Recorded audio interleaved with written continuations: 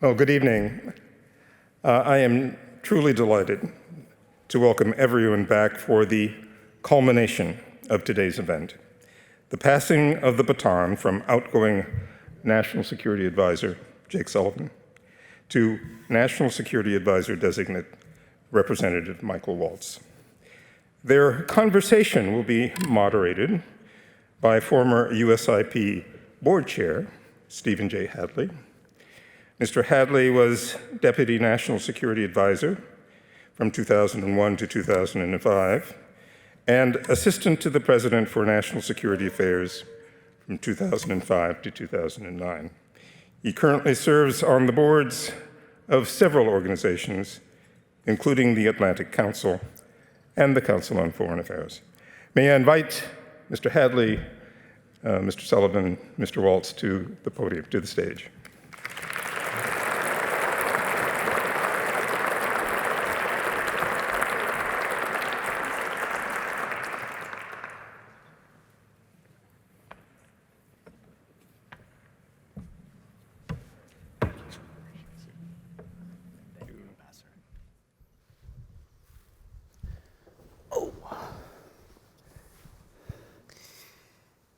Thank you, George.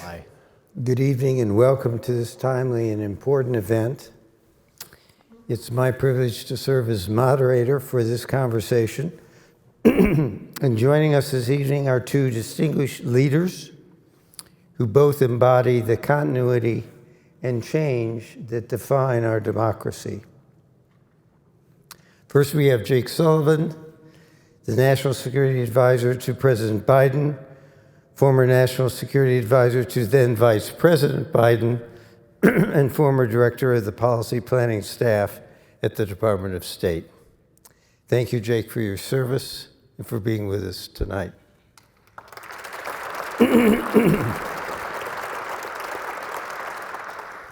And second, we are honored to welcome Representative Mike Waltz, the incoming National Security Advisor to President-elect Trump, a member of Congress representing Florida's 6th Congressional District, and a combat-decorated U.S. Army Green Beret.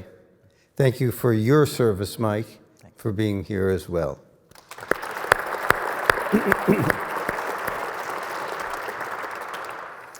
There may be no more challenging time in our nation's recent history than the period in which Jake served as National Security Advisor and that Mike will serve as National Security Advisor.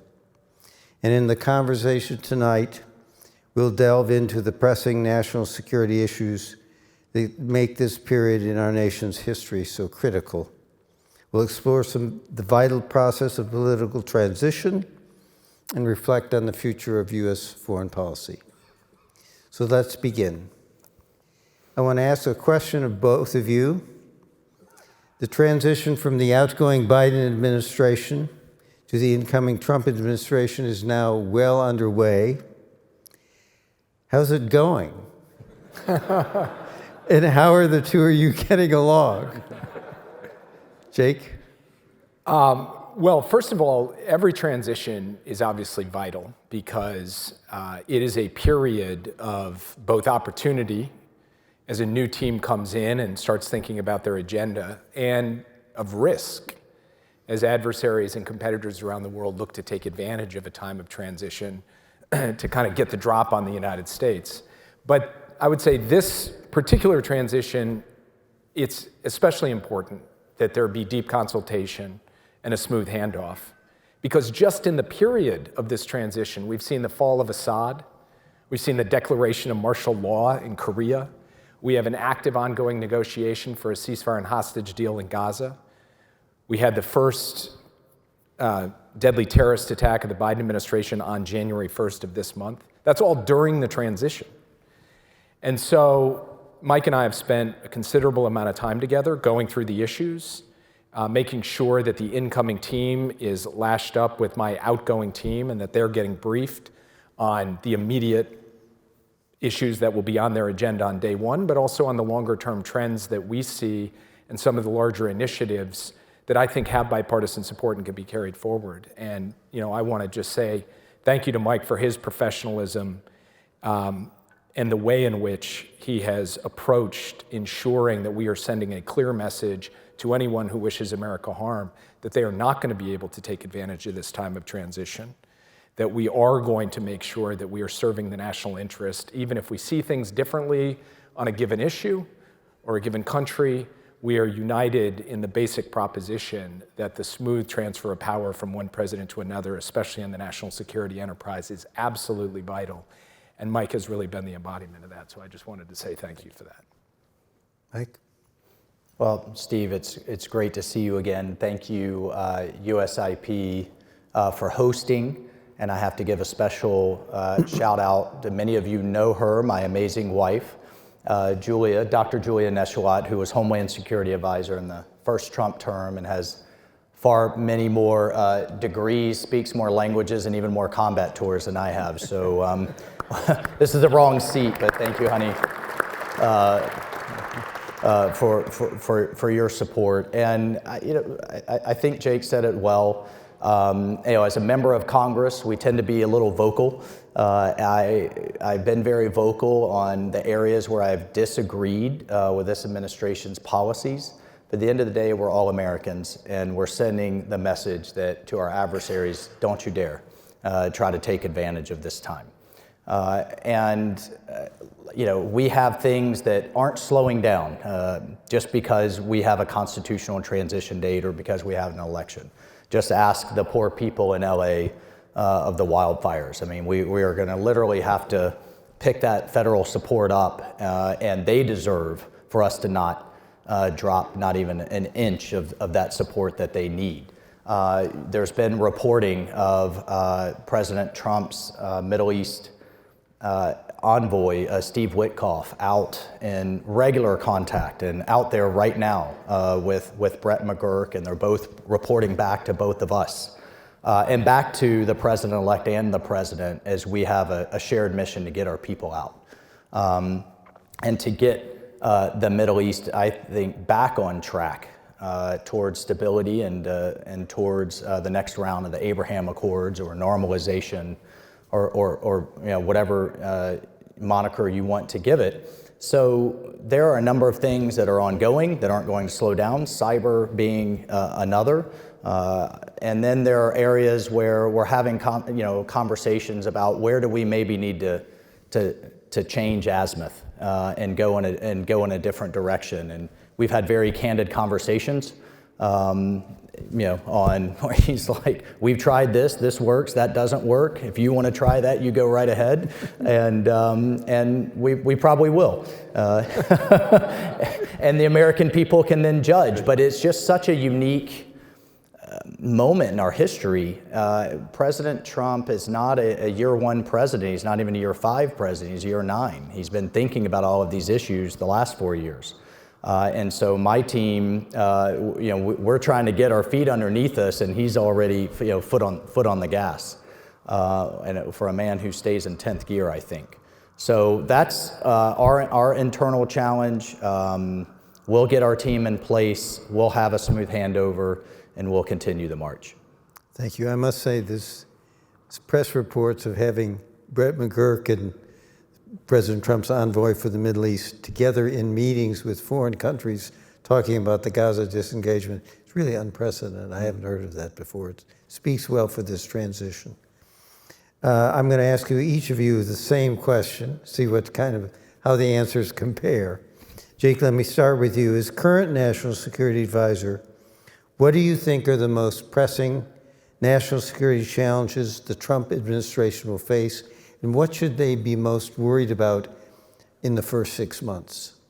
It's like a very strange, slightly awkward version of the dating game. The old game where you wrote down your answer and then the other person wrote down the answer and you see how much they match up. So going first is funny because I'll give an answer and then Mike will say, that's not right at all. This is totally other thing. But I'll do my best. I'll go first next time. So, yeah, right. Look, there are obviously the immediate crises, and Mike mentioned the wildfires in California. That is something that's going to demand an all-hands-on-deck effort. It has from our team, and it will from the incoming team. There's closing out the ceasefire and hostage deal, which hopefully we will do this week, but then there's the actual implementation and execution of that. But for me, the critical thing is, in the midst of dealing with immediate crises, we can't take our eye off the ball of the long-term strategic competition with the People's Republic of China, because China is the one country with both the ambition and the potential capacity to really compete with us across all dimensions. We have not faced a challenge like that in a very long time, perhaps ever, because the Soviet Union didn't have some of the economic and other engines that China has. And we have to stay focused on making sure we're investing at home, rallying our allies, and pushing back against Chinese unfair economic practices and aggressive tactics in places like the South China Sea or the Taiwan Strait. So for me, making sure that you have a balance between dealing with the urgent and the immediate while also making the investments in the long term, that's probably the single most important thing for, in this current era, a national security advisor to really be focused on. And then even, so it's urgent, immediate, the long-term challenge of China, and then there is the just epical challenge of artificial intelligence and the way in which, just in the time that Mike will sit in this seat, it's going to transform societies, economies, and national security. And we've taken some steps to try to make sure that AI works for us rather than against us, to preserve and extend our lead in AI against our competitors. But that is going to be an issue that is going to touch virtually every dimension, including, Mike mentioned, cyber, of America's national security. And so at every one of these levels, Mike will be walking into an extremely full plate where ensuring that we are on top of every aspect of each of these levels is the difference between really succeeding and falling short. Mike, as the incoming National Security Advisor, what do you think are the principal national security challenges, and what are you most worried about in the upcoming 6 months? Well, the most immediate, aside from the natural disaster that we're dealing with, I think, is our southern border, and the open nature of it is just unacceptable in my view, and I certainly think loud and clear in the President-elect's view. So you're going to see a lot of action to close the border, to go back to the policies that we believe were working, whether that's remain in Mexico or working with the Mexicans to fortify their southern border. But we just cannot sustain the millions of people that have come across. We were fortunate that we intercepted a plot of 8 ISIS terrorists that were scouring sites in 3 cities. Unfortunately, we were hit with inspired attacks. We were literally talking about this today as, that ISIS reinvigorating to try to inspire individuals inside the United States.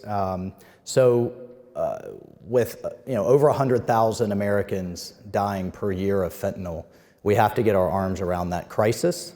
And if you haven't watched the news, the president-elect is very focused on the Western Hemisphere these days. And so some of these things, I think, have gone on, frankly, for quite some time across multiple administrations.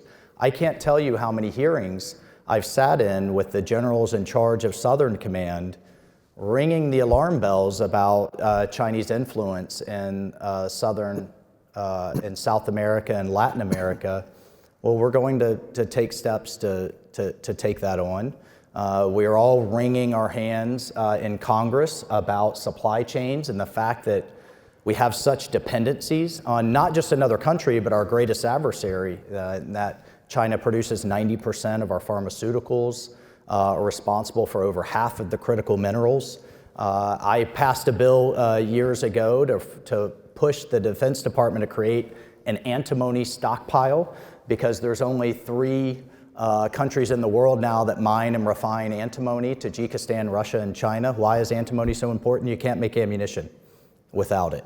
And so that is going to be really a whole of government effort in terms of permitting, in terms of mining, in terms of refining, but really looking at the Western Hemisphere as a source of the energy, the critical minerals, the food supply that we absolutely need. So that's, as Jake knows, as you know, Pulling all of that together across the interagency will be quite a challenge. Yeah. But it's really fortifying ourselves. The president-elect firmly believes we can avoid conflict with the Chinese Communist Party because they need our markets, and we're going to use the leverage in a way that's in line that's in line with our national security while we still can. I want to stay on China just for a minute because it's an area where there seemed to be a fair amount of continuity between the first Trump administration and the Biden administration, and a fair amount of consensus across party lines in the Congress. So if you, just in sort of shorthand terms, what are the elements of a bipartisan policy on China that you think are most important as we navigate this most difficult relationship? Mike, why don't we start with you on this one, then we'll go to Jake. Tell everybody where I'm wrong and you disagree.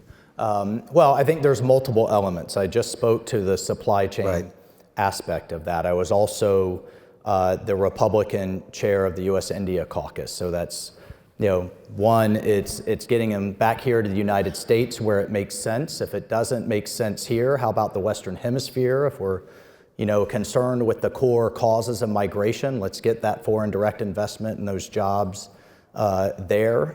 If not there, then to our allies with AUKUS and with the Quad. Again, areas that have continued from one administration to another, and I think will continue further. So the supply chain aspect, the porcupine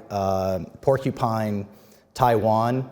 We have over a $20 billion backlog of things that they paid for and that we need to work hard to free up and have them get what they paid for as a deterrent measure. And then thirdly, to really continue to reinforce those partnerships and those alliances. Where I certainly give this administration some credit is the trilateral dialogue between South Korea, the United States and Japan, and then also between the United States, Japan, and the Philippines, really helping those countries and those governments overcome historic animosities with a shared vision of a free and open Indo-Pacific. So I think all of those things will continue. And then if I didn't mention India, I will again as a critical partnership in the future. Great. Jake? Actually, I was just in India last week, and they love you there as a co-chair of the India caucus. They love the India caucus, and they're excited to have you come on board. I told them I could be the chair of the India Spouses Caucus in Congress going forward. They were a little less interested in that, but we'll do our best. So first, I think I agree with basically everything Mike just laid out. I would say a good China strategy is a good Asia strategy, and that means building on the work that we have done with respect to our allies and partners, some of which, as Mike mentioned, was work that we inherited and built upon. So I think there is continuity in that regard. A good China strategy, though, is also a good allies strategy writ large, and I think Europe is important in this regard, making sure that the United States is deeply engaged with Europeans working on convergence, on pushing back against unfair Chinese economic practices, on the supply chain resilience piece, and so much else. And then there's the question of technology. And here we need to both promote and protect. We need to make the investments domestically in keeping our lead in the key technologies that will define the future. Here, the science part of the CHIPS and Science Act has never been fully funded. And America at its best over the decades has been an America that spends the dollars on basic research and development to power the innovations that shape the future. And then there's the protect side. We've taken a number of steps to ensure that our high technologies that have national security applications can't be used against us or our friends by China. And I think seeing that work continue in the new administration is very important. The last point I would make is that the PRC is facing some stiff economic headwinds. And it seems to me that a big part of their solution to those headwinds is to try to overproduce in key sectors, to flood the market with cheap goods that undercut American workers and undercut our supply chain resilience by maintaining a chokehold in key supply chains. And we need to continue the work to ensure that we are standing up to that and bring a bunch of other countries on board with us. It's interesting to me that just in the last couple of years, not only the EU and Mexico, but countries like Brazil and Turkey have taken steps to fortify their markets against Chinese overcapacity. And this is, I think, going to have to be an ongoing effort as we look out to the coming years, because when we are flanked by strong allies and partners in contending with China, we're much better off in being able to push back against their excesses. Final thing I would say, there are areas where it is in our mutual interest to work together with China. And one of those is to stop the flow of precursor chemicals with respect to fentanyl that have come from China. In the Trump administration, the first Trump administration, they stopped finished fentanyl. In the Biden administration, we've stopped or substantially reduced the precursors, and it's had a big impact on overdose deaths, which have come down quite considerably in the last year. We got to keep doing that work. And then intense competition does require intense diplomacy. I spent a huge number of hours with my counterpart, Wang Yi. It's not my place to necessarily give advice, but I have found it very valuable as National Security Advisor to have that strategic channel so that China understands what we're up to, and so we understand what they're up to. It's not about making compromises on our national security or our interests or values, but it's about having an open channel of communication to manage the competition so it doesn't tip over into conflict. Same goes for military to military communication. Same goes for leader to leader communication, which I think is going to be absolutely vital in the period ahead, even as we continue to compete fiercely with the PRC. Let's go to the Middle East quickly.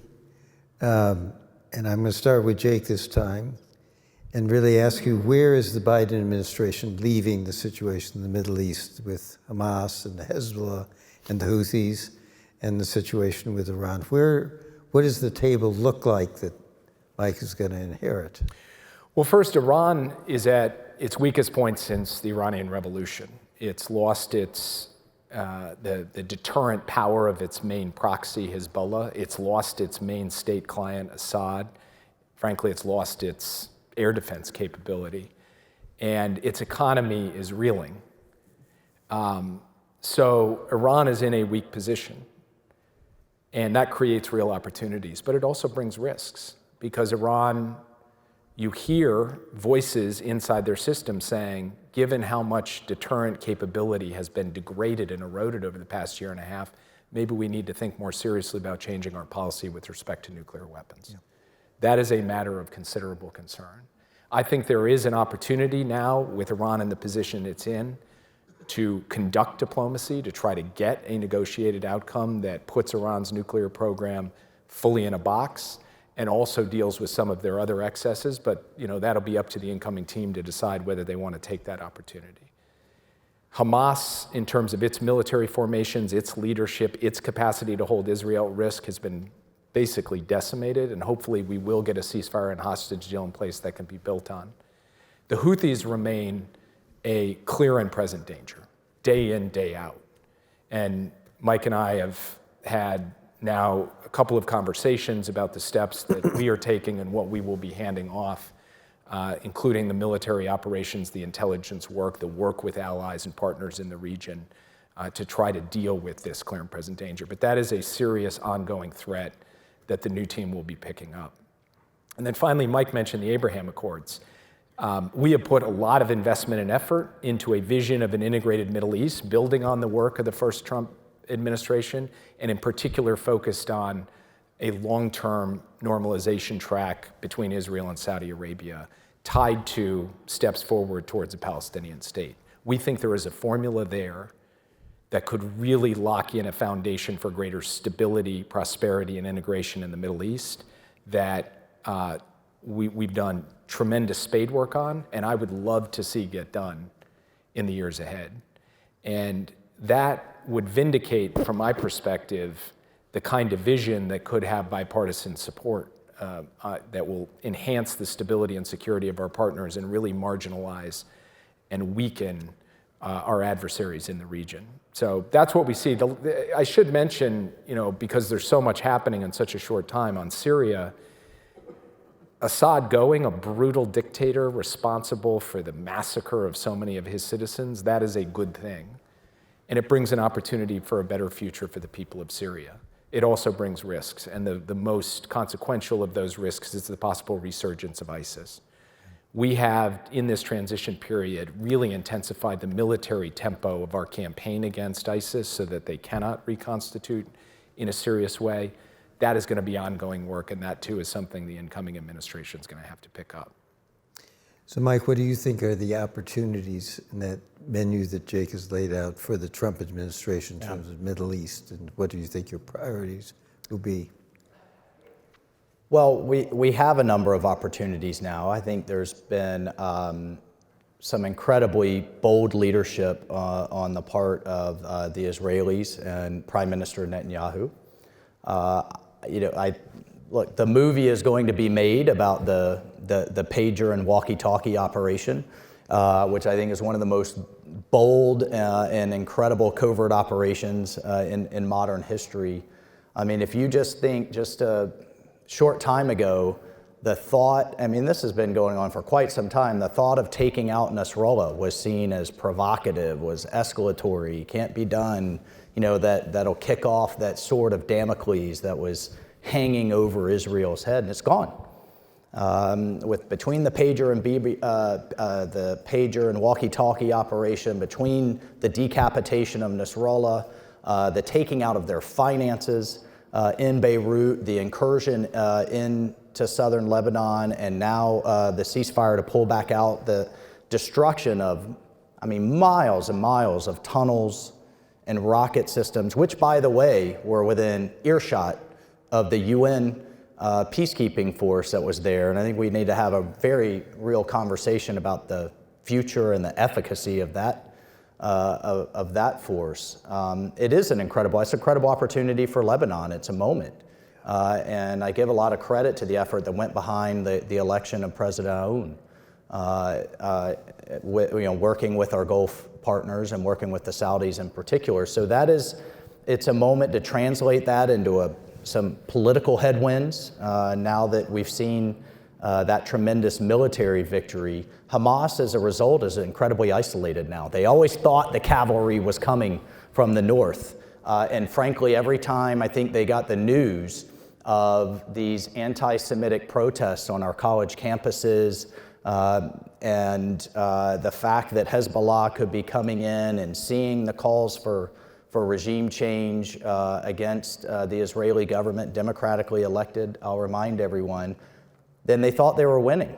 They thought they could continue to sacrifice their own people to turn world opinion against the Israelis. That dynamic has very much shifted, and why I think we are so close, knock on everything we can, to getting some type of agreement in the short term. In the longer term, then, how do we translate that, and as Jake said, get that back to talking about things like rail and infrastructure and fiber. And I think the more we're talking about those big deals and those big projects and integrating the Middle East with South Asia and then on to Europe, the more we're talking about those big projects, the less and less we're talking about those old animosities.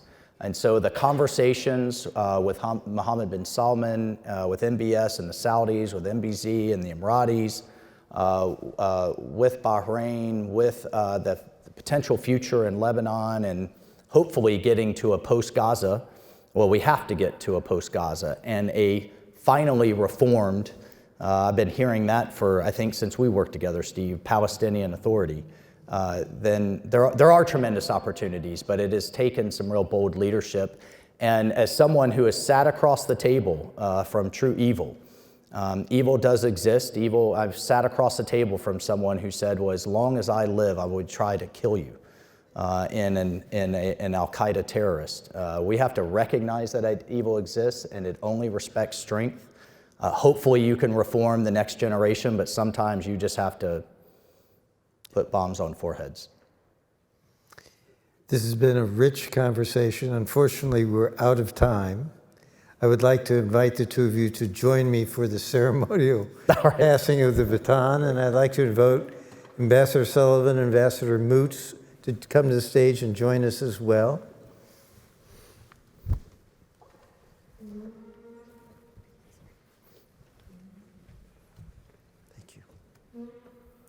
Everyone wondered what it would look like. Here it is. It's kept in a jeweled box up on the 5th floor.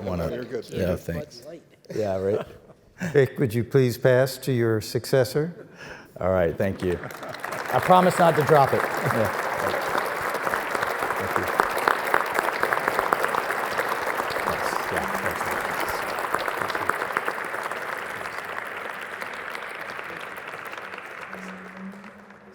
thank you, Ambassador. All right. Oh, there we go. Come on up, Jake. Come on up there.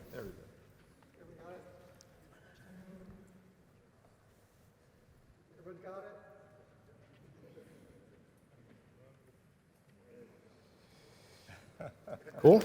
All right. We're going to go, Jake, you know, this way.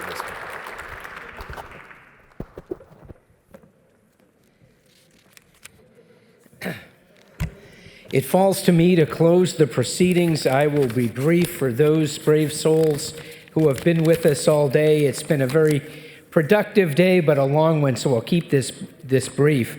I want to express my deep gratitude to my friend, to the current National Security Advisor, Jake Sullivan, and our National Security Advisor-designate, Mike Waltz, for their candid and insightful conversation. Their willingness to engage in constructive bipartisan dialogue is a testament to the resilience of the American democracy and the enduring value of peaceful transitions of power. Thank you also to my friend and predecessor as chair of the board, Steve Hadley, whose moderation of the panel brought clarity and depth to this important conversation. Steve, your experience and wisdom continue to inspire us all. I won't try to sum up the rich discussions we've had today, but let me say the day was really a reflection of what makes USIP unique. Its ability to convene diverse voices and focus on the critical mission of advancing peace and security together. This afternoon's discussions really underscored for me the urgency of this mission in our turbulent world, as well as the importance of working together. And I hope that you will also leave here with the conviction that we do need to pull together as a nation over the next 4 years, given the complexity of the challenges that we've heard so much about today. I'll conclude with several well-deserved thank yous. First, I want to thank you, our distinguished guests, partners, audience members, for joining us. It's been a great day with a rich discussion, so thank you for being a part of it. Thank you to those who have stuck it out through the whole day. Your dedication to promoting peace and security amplifies the impact of this work and strengthens the mission we serve. Thank you to Deloitte, With Honor, and Catherine and Rafiq Bizri, members of our International Advisory Council, for your generous support. Thank you to the American Enterprise Institute, the Atlantic Council, the Carnegie Endowment for International Peace, the Center for American Progress, and the Heritage Foundation. And to our media partners, the Wall Street Journal and Sirius XM. I would also like to express my heartfelt gratitude to the USIP team, who have worked diligently for months and poured their hearts and souls into pulling this event together seamlessly, including last-minute changes that were accommodated with grace and flexibility. So the team here at USIP really did a fantastic job. Can we give them a round of applause?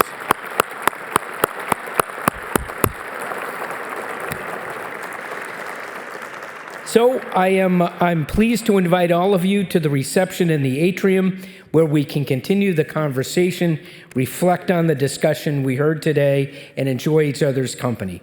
Please join us as we celebrate this tradition of dialogue, collaboration, and the peaceful transition of leadership. Thank you.